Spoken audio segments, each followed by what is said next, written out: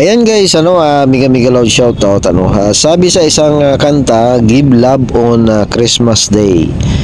Nagsasagawa ng gift giving si Mama Ratamundong sa mga kabataan sa barangay 789 nang may lumapit na isang senior na may kapansanan. Sadyang maawain at matulungin si Mama Ratamundong. Agad niya itong tinulungan at sa isang pangako na babalikan para sa isang surprise na regalo. Sige po, kayo maalala. Nakakalimutan ng babalikan po kayo. Agad na hinanap ni Mama Ratamundong ang lugar ng senior na may kapansanan. At gano'n na lang ang kanyang reaksyon sa regalo na dala ni Mama Ratamundong para sa kanya.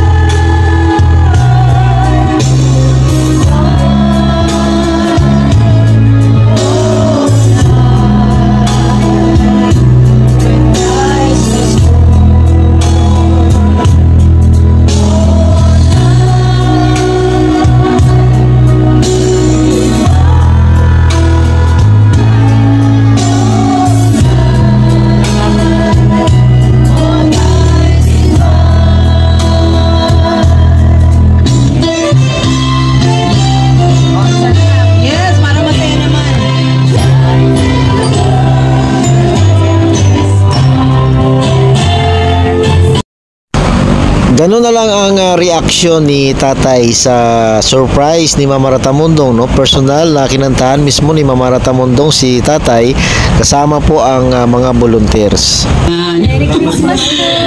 Merry Christmas po tayo. Di ba kahapon, nakita niyo naman, naglumapit kayo sa akin. Kaya kinantahan po namin kayo syempre ng Paskong handog dahil para maramdaman natin talaga na yung Pasko po ay para sa mga katulad ninyo na hindi po namin kayo makakalimutan. Lalo na, nakita ko kayo kahapon. Nandito po ang wheelchair na nirequest po ninyo. Ito. Matagal ng panahon nagamit ni tatay ang wheelchair na luma at improvise, gawa sa plywood na ang upuan. Sa isang senior na kagaya ni tatay, masakit na po ito. So sa dala na bagong regalo ni Mama Ratamundong na wheelchair, sana maibsan ang hirap ni tatay